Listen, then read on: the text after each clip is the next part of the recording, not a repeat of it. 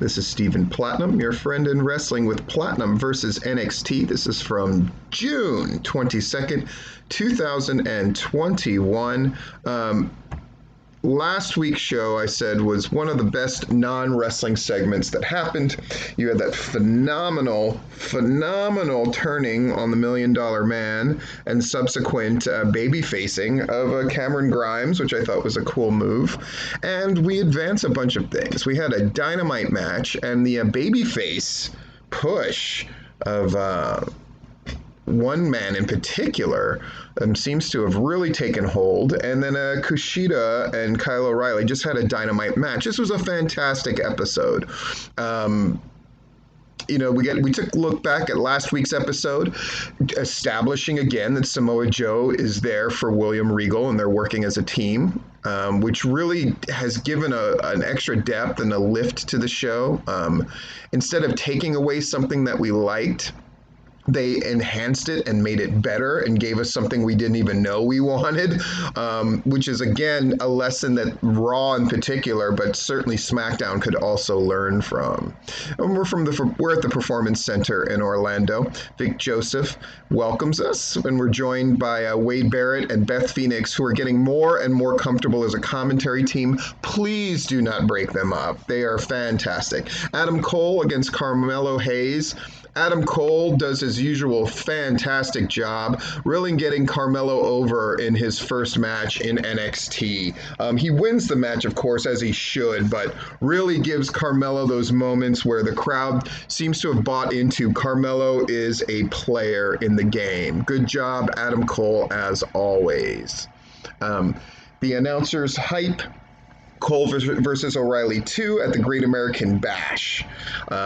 We see a video from earlier of Frankie Monet hanging out backstage with Alia and Jessica Mia. And they're looking forward to their matches tonight. Monet says everyone should be calling them the Winner's Circle. Robert Stone walks up, and Monet says tonight will be a good night for her and the Robert Stone brand. Monet's dog ends up snapping at Stone. A nice little seed planted there of possible dissension or possibly Monet trying to take over things. It's good. Serviceable. It works.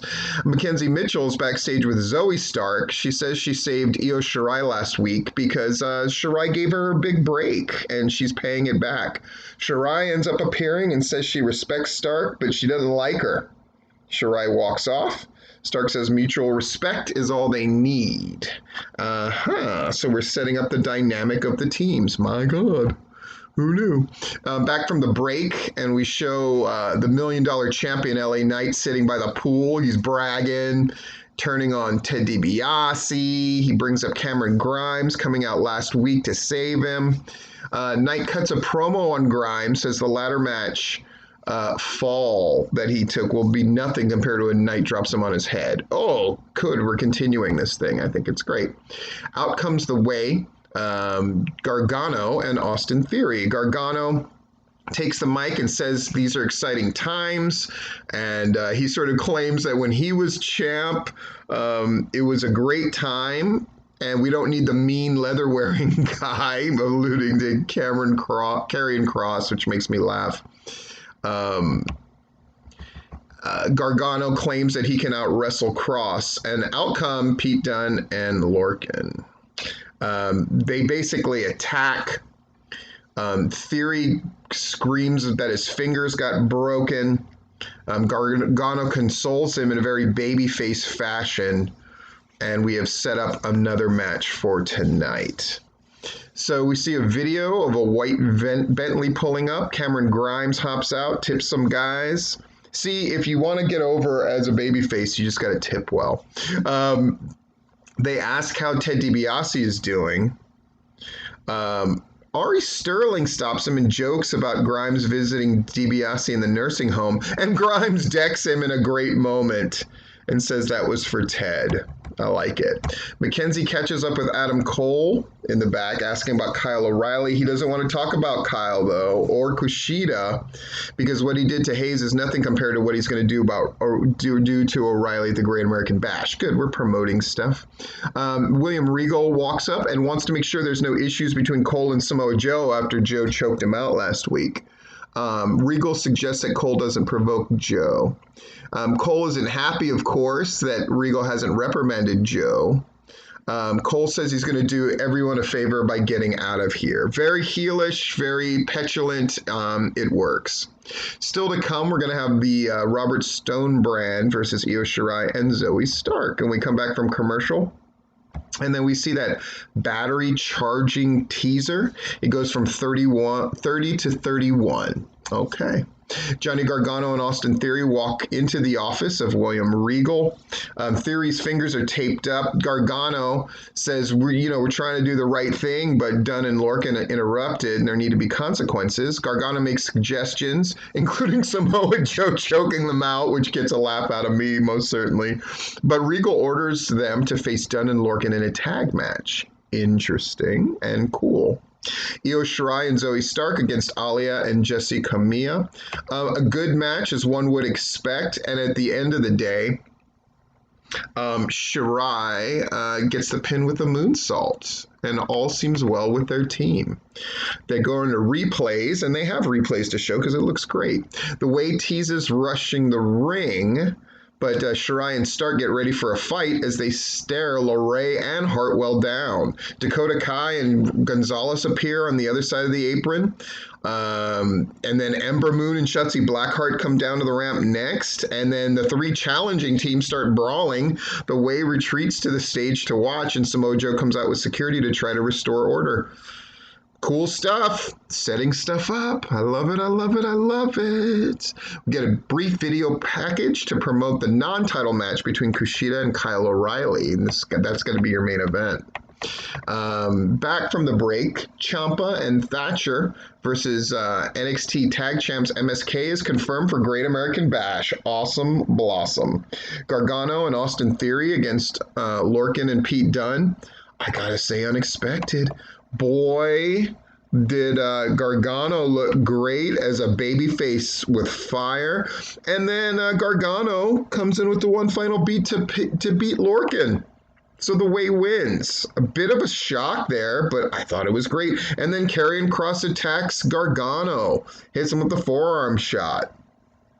All right. Got stuff going on. Brief video package on Frankie Monet. The encore of her world premiere is coming up. Back to commercial. The battery's charging, and it's from 40 to 41. Samoa Joe is backstage with Karrion Kross and Scarlett. Kross says these are the new rules. He reminds Joe he can't do anything unless provoked. Joe steps aside, and Kross and Scarlett exit the building, apparently kicked out for attacking. Scarlett stops and sees Joe. Joe turns back around to Pete Dunne staring him down. Oh boy. Joe's a busy dude, man.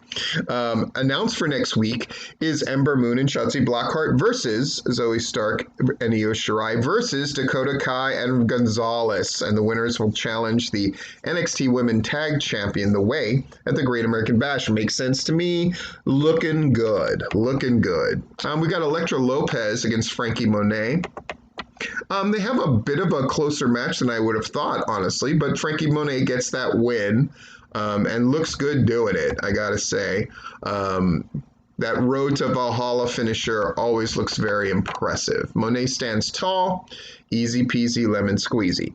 Mackenzie Mitchell is there with NXT North American champ Bronson Reed, the big man, asking about last week's warning from Santos Escobar.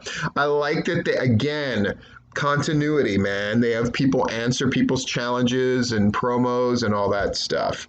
Reed brings up how he's dominated Escobar and wonder what more does he want. But then Hit Row interrupts. I always love Hit Row. And Isaiah Swerve Scott wants that North American title. The titles in NXT are prized, and people are constantly going after them and bringing up the fact that those are their goals. Simple stuff, but it gives importance to the titles, gives importance to future matches, etc., etc., etc. We're back from the break, and we see the video of earlier of Everrise trying to spray paint Top Dolla's SUV, but he catches them. Ridiculous. Everrise versus Hit Row. As you would expect, Hit Row wins in a dominant fashion, and it's wonderful, and it's what it should be.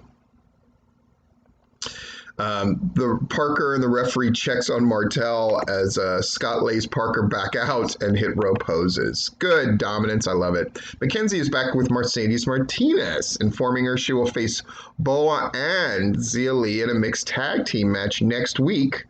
Mercedes, though, doesn't make friends that well, but she's ready to go. She's suddenly attacked from behind. Jake Atlas makes the save and levels Boa with a kick. Atlas helps Mercedes up and says it looks like he just joined the fight. I love it. We get a brief promo for tonight's main event. And then we go to commercial. The battery charger goes from 50 to 51%. Here we go. Jake Atlas and Mercedes Martinez against Boa and Zia Lee is confirmed for next week. You see how this show flows? You see how it promotes the next week's show? It's so simple, and yet it is so effective. It is lovely. There's also going to be a face-off between MSK and Ciampa and Thatcher, plus the number one contenders triple threat for the NXT Women's Tag Titles. Sounds like a pretty good fucking show to me. And now we get Kushida against Kyle O'Reilly. And boy, what a match. Really, really great. Again, reminder that this is non-title. O'Reilly catches Kushida, delivers a big knee and a kick and a punch at the end, but Kushida drops him with a really good-looking right hand. O'Reilly turns the hoverboard lock into a roll-up for the win. Strong stuff. Kushida is arguing with the referee over the count just a little bit. We go to the replays. They're standing together.